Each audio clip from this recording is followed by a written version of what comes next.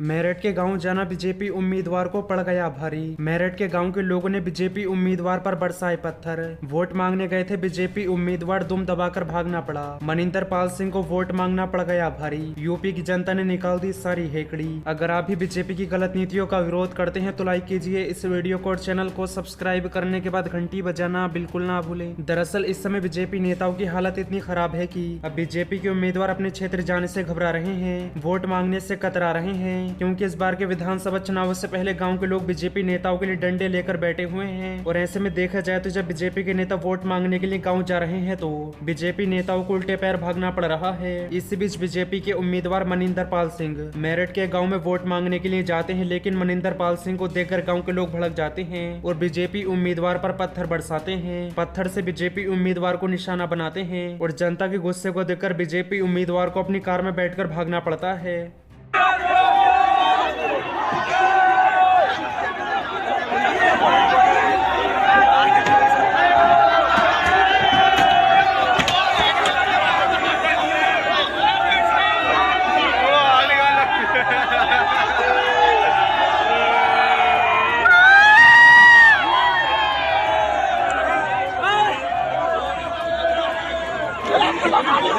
दोस्तों, आपने वीडियो में देखा किस तरह बीजेपी के उम्मीदवार जान बचाकर भाग रहे हैं। गांव के लोग बीजेपी उम्मीदवार पर पत्थर बरसा रहे हैं, पत्थर से मार रहे हैं। ये हालत हो गई है बीजेपी नेताओं की। इस समय जनता के अंदर इतना गुस्सा है कि वोट मांगने पर ही बीजेपी नेताओं को खदेड़ रही है, क्योंकि ये वही पार्टी है जो रोजगार, महंगाई, विकास पर बात करने की बजाय धर्म की बात करती है, नफरत फैलाती है। इसी वजह से जनता द्वारा इनके नेताओं को कोटा जा रहा है, खदेड़ा जा रहा है। इसके अलावा यूपी के संभल में भी बीजेपी प्रत्याशी को विरोध का सामना करना पड़ता है और बीजेपी उम्मीदवार के सामने ही जनता अखिलेश यादव के नारे लगाती है।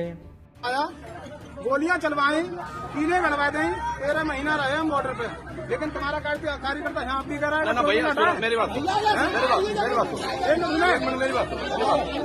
एक मिनट भैया, ये वीडियो वीडियो मेरी बात आपके गाँव में योगी का विकास है, गाय की प्रचार हो रही है।